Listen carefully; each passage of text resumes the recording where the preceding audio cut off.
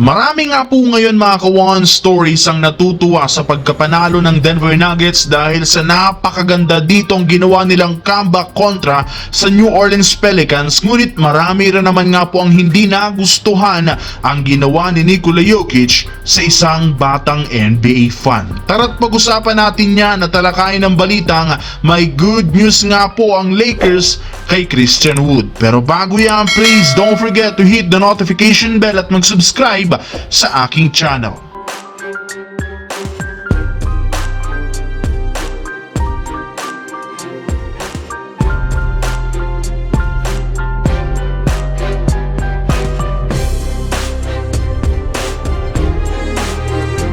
Kahit man nga po mga ka-One Stories, sobrang nahirapan ng Denver Nuggets laban sa New Orleans Pelicans, nagawa pa rin naman nila dito na manalo sa overtime. 132-129 salamat sa pag-take over ni Nikola Jokic matapos siyang magtala ng another triple-double, 27 points, 13 rebounds, 10 assists. Tinulungan rin naman siya dito ni Jamal Murray upang ma-pull off ang comeback win at maiwasan ang upset. Dahil na rin sa kanilang panalo, balik ulit ang Denver Nuggets sa ikalimang pwesto sa West, kaya isang napakagandang araw nga ito para sa kanilang mga fans.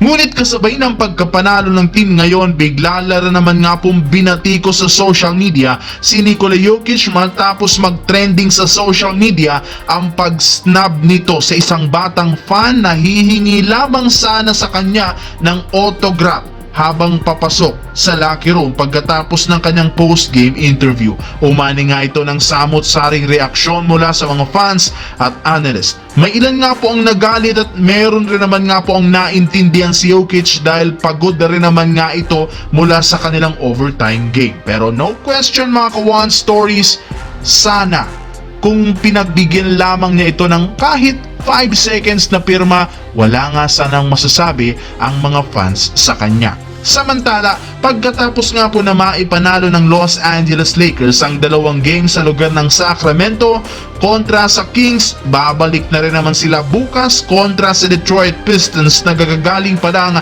sa isang impressive win laban sa Phoenix Suns. At bago pa magsimula ang laban, questionable na nga dito sina Anthony Davis at LeBron James, habang hindi rin naman dito maglalaro sina Jackson Hayes, Jalen Hood-Schifino at Jared Vanderbilt kasama si Christian Wood. Pero may ilang mga good news rin naman ang lumabas ngayon patungkol sa mga players na merong injury. Sa katunayan, tuluyan na rin naman nga pong nakasama si Jackson Hayes sa kanilang practice, sadyang pinapakondisyon lamang nito ang kanyang katawan bago makapaglarong muli. Pagdating naman kay Christian Wood, inaasahan na makakabalik na ito sa kanilang lineup sa second week ng Enero next year. Ayon sa isang source, hanggang individual practice muna si Wood kasama ang kanyang mga coaches, pero hindi rin naman magtatagal, makakasama na ito sa 5v5 practice. Expected na mauunang makakabalik si Wood kaysa kay Jared Vanderbilt.